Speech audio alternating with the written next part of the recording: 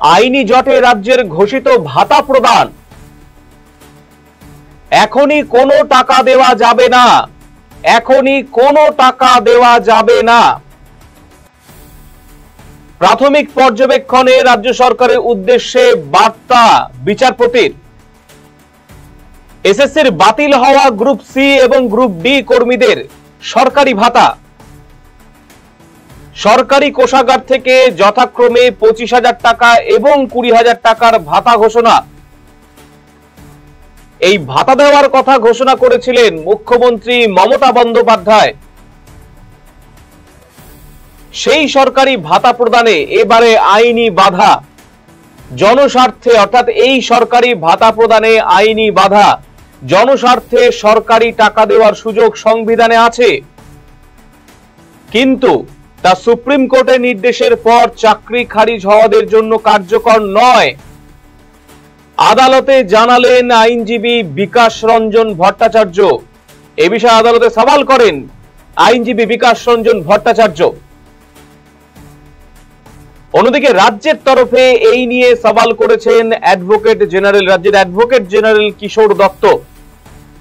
তিনি কোর্টকে জানিয়েছেন 1 এপ্রিল থেকে এই টাকা দেওয়া শুরু হয়েছে।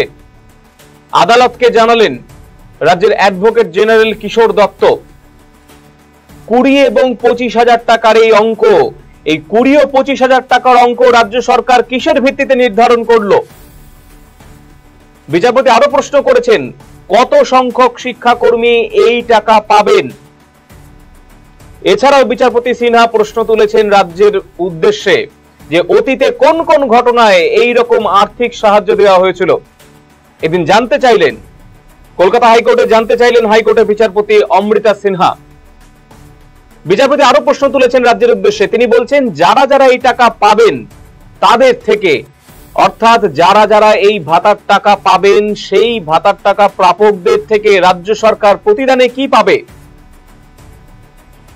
প্রশ্ন ছুড়ে দিয়েছেন বিচারপতি। তিনি বলছেন যে তারা ঘরে বসে থাকবেন আর টাকা পাবেন, অর্থাৎ ভাতা দেওয়া প্রসঙ্গে বলছেন যে তারা ঘরে বসে থাকবেন আর টাকা পাবেন।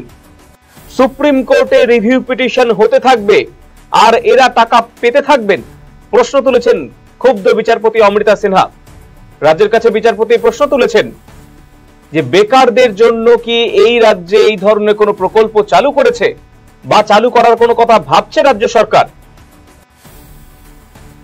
অর্থাৎ এটা যে বেকারদের জন্য কি ভাবছে রাজ্য সরকার তাও জানতে চাইলেন বিচারপতি অমৃতা সিনহা।